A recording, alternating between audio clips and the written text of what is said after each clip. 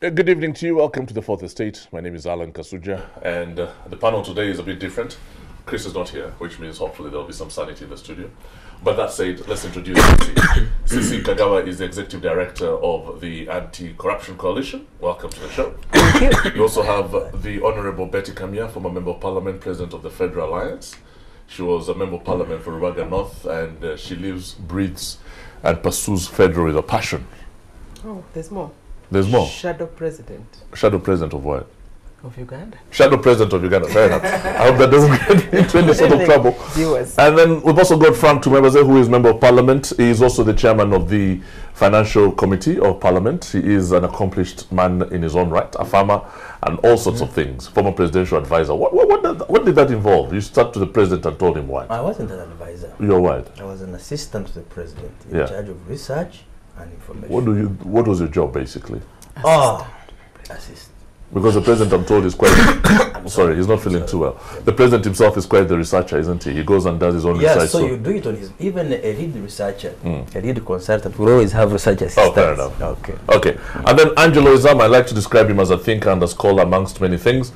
He's usually the most balanced chap on the show until you irritate him. He's nice to have you here as well, Frank. Today we discuss many things. To be honest with you guys, I'll tell you from the beginning that I don't like talking about the budget because everybody thinks that they understand what the budget is about and they like to sort of give us their own interpretations of it. But let me start off by asking the chairman of the Financial Committee. Finance Committee of Parliament. Yes. What's your assessment of what the budget was, of the budget that was read by Mrs. Chiwanuka on Thursday? Okay, thank you, Alan. I must apologize, my voice is not doing well. I should have actually been absent if I knew about I was absent. Nevertheless, I have to be here. Well, to me, the budget for this year was a fair fiscal tool, because the budget is what government uses to deploy resources to different sectors, either for good or for worse. Okay, and it's in that framework of the budget that the government introduces new taxation measures, which can also be good or for worse. So if we were to assess the pronouncements of Madam Kiwanuka's budget, which everybody was very, very expectant about, given the challenges in the economy, I think my immediate observation is that it was a very, very fair tool. The tax proposals proposed were not inhibitive in any way. They were promoting growth. If you choose to tax spirits, so it be. The demand there, in my opinion, is not in any way elastic. It doesn't respond to any price increment. If you choose to drink spirits, even if the price increases, I presume you will drink it. So you should add a more tax. Cosmetics, pay us more taxes. Payee, the threshold was, there's great relief among low-income earners. But the one thing that was very obvious to me about this budget is that it did not increase on the budget, on the tax base at all. Well, those tax proposals will definitely bring in revenues. The fact that there were no taxes scrapped, you get it, and there were new measures introduced, is definitely to tell you there were more taxes added on. But in any case, Alan, we should discourage, and I think that's why Uganda in the region has had a low tax revenue contribution to GDP. It's the lowest actually among the five. Right. And partly to me that's commendable. Why? Because a restrictive over-taxation policy will hurt growth, will hurt investors. So if you only apply taxation increments on those areas that deserve and then allow the other areas to blossom, then you are encouraging. I wanted to chew on that a little bit, Angelo, but let me bring Betty in. I wanted to think about that because I'd like you to react to what he's saying shortly. But Betty, would your budget have looked different if you're president of Uganda? What would it have been? How would it have been different? First of all, as I answer that question, I would like to comment a little on what Frank said.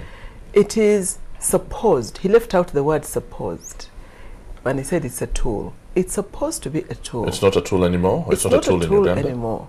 It's a ritual. It's more a ritual because it's the constitution says it happens, supposed to happen, and every government in the world does it once a year. But it's supposed to be a tool. Are you suggesting we don't take our budget seriously? No, I don't. Yeah, I do actually. Because first of all, year after year, once you have done something, you want to review the past. But where we don't even review the past and see how it performed, how can you just go into the next budget without reviewing the I thought that's what the performance. State of the Nation does and all those other things that you see. Yeah, the two got together. Right. They didn't. For instance, we still have, I'll just give you a small example. The 44 billion, which was budgeted for the youth last year. Even before we know what it has done, how many people, how it is doing, you know, there's so many issues around the 44 billion, you know, that was budgeted for the youth last year. Before we even know how it is performing, whether it is performing as expected, here we have another so much money. So Angelo, really it's disappointing that it is more like a ritual than a governance tool. Angelo, how do you react to both Frank and Betty's opinions on this issue? Especially, I'm particularly interested in the issue around the tax base and the expansion thereof. Well, you have a very huge informal sector, which has always been a problem. The government beats up on formal sector workers. That's why the pay-as-you-earn threshold has been a problem. But you have, if you take NSSF numbers, you have less than 600,000 people who are formally in the workforce. That leaves everyone else out of 33 million. Yeah. And over the years, attempts to document workers have generally failed because the National ID project has never taken off. And if you go to UBOS, they use mathematical equations to try and figure out who else is in the informal economy.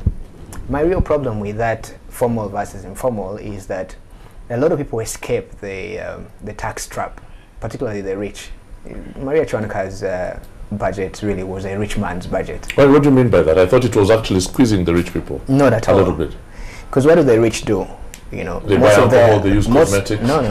Actually, if you go by the World Health Organization's assessment, most Ugandans drink. Right. Yes, but the rich have assets which generally don't come under enough taxation.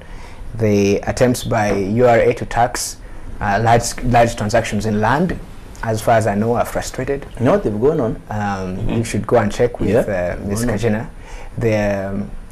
There's been pushback by Why have they been MPs. frustrated, in your opinion, Angelo? Is it because people like Frank own chunks of land and as a result they don't want it taxed? Let me give you an example. The URA, and don't ask me where I got this information, but the URA did an assessment of 350 individuals that transact in real estate. And I'm talking about transactions of, you know, several hundred million. Only 3 people, I think, were registered for tax purposes. Out of 350? 3. And is that is just as a result of the failure of URA, or is it because of elites and political interests and things like that? Exactly. Now you look at the tax proposals by the Honourable Minister. You know, taxations on property should have increased. Tax, proposals should have gone in the direction of squeezing those who sit on assets which they are not investing in the economy, as far as I am concerned. Instead, the minister has gone, to tax water. Basically, raising tax targets the easy people, the ones who are visible on the surface. And I am telling you that this budget was no different from previous budgets. The guys who actually have the money and do not do much with it have escaped that trap. Sissy, my bias is against you guys who make a lot of noise aside. What's your interest in the budget? I have a problem with organizations because you declare your interest. Your biases aside, what is your interest in the budget? Well, first, I think our interest in the budget is the whole issue relating to budget discipline. Yeah. Because as long as you're not disciplined in the way you're handling your finances, because it hasn't, like Honorable Betty said, on a number of occasions we have failed to live within our budgets. And as a result of that, we've seen quite a number of supplementary budgets coming in. Now, if you're to look from 2008 until 2011, supplementary budgets have risen from 4% to 27.7%. Now, where are these other monies that are coming into? Exactly. Where is it going and where is it coming? And of course, you're going to realize that some of the monies that are spent in supplementary budgets are going to be gotten from other sectors, because you'll have to slash them in order to fund the supplementary budgets. No, a supplementary budgets, if you look at one of State House, you find that a few months after the budgets have been read, then the supplementary budget for State House is going to come up. And if you look at some of the components that are within the supplementary budgets of State House, you're going to find things like welfare and entertainment, you're going to find health. What does health and welfare and entertainment mean? No, well, in that context, of the supplementary budget? Well, what happened, well, we just come and put figures that welfare and entertainment, this is the amount of money we want. Health, this is the amount of money that we want. And what is a bit challenging is that you already have a ministry that is in charge of health. So if you said that in a supplementary budget, you have health aside, and yet you have a fully fledged Ministry of Health, it's a clear indication that probably government itself does not trust in the health service provision. Frank has worked in the State House, is also the chairman of the Finance Committee. Yes. So you guys have basically failed in your duty to make sure that the money goes to the right places. Based on what she's saying. 3 quick points. I want to pick on Betty, Angelo, and Madam Sisi. Point number 1, the point of reviewing the budget, assessing it before you read the next budget. Betty was in Parliament. She ably knows that before June, we go through a session of reviewing budget framework papers. That's for different ministries. We go through them. We look at the priorities of the other year. We look at the budget release performance from the Ministry of Finance. So really, in a nutshell, on that point, we carry out budget reviews. And to come to the point of Angelo, you need to differentiate between tax administration and actual tax policy. Madam Kiwanuka does not need to increase taxes on properties before URA, as you said, reforms its tax management to register all taxpayers, to make sure that every building in Kampala which is owned and is rented is on the rental tax. Whose job is that? URA. And surely URA in our committee, we've commended them for the work they've done, but we have also challenged them. You get the point? But let's face it. Yes. URA will not do its job effectively for as long as it has to answer to people like you and many others. They should answer to us because we are Parliament of Uganda. Nobody stops URA from upgrading its IT system. But it's good. Let me make this point. To monitor, for example, the telecoms that are cheating Ugandans by giving them unsolicited calls, and at the end of the day you are charged. You've seen 171 or is it 156 MTN or whatever calling you on your phone. At the end of the day, you are charged. So the question is, are those whatever calls charged? Are they declared in the system? That's point. That does not need a new tax policy. It requires. Accept that explanation, Angelo. Let me move on to Angelo. Very, very important. When you make a call, for example, and it drops, yet the money goes for that minute. You've not talked for a minute. So that capacity really. We need to enable URA, maybe by voting more money to them. It does not require for Maria Kiwanuka to introduce a new tax. You can introduce a new tax and you fail. So basically, URA and Ministry of Finance are not looking at each other. They're not working together. They don't understand how to complement each other. Building capacity is gradual, Alan. Let's not rush to quickly. How much more time do they need? They need much more time, and they've built their capacity over the years. That's why they've been improving tax administration. That's why tax collection over the years has gradually increased. Fair enough. But Angelo, here's a point. Tax collection 5 billion or 7 billion shillings it was at the beginning of President Museveni's reign. Now it's trillions of shillings. Yeah, you have a country of... And we can correct more. You have a country of 33 million. I mean, if you set the bar very low, certainly you can give URA kudos.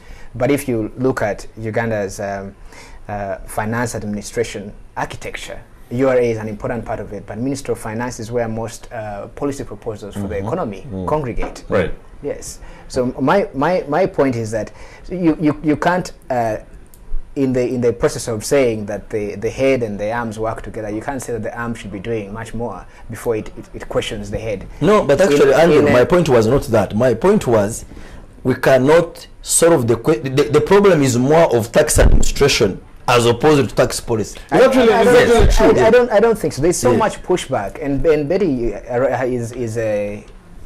is her constituency is here in town. Just take a look at how much illegal money is in this economy. If you just look at the banks, they're not lending to the guys who are building most of the big buildings here in this town. Where are they getting their money from? It's just sloshing around. Attempts, by the way, even by URA to tax MPs. But that's an important element. That sort of money is important for the economy as well. Major pushback.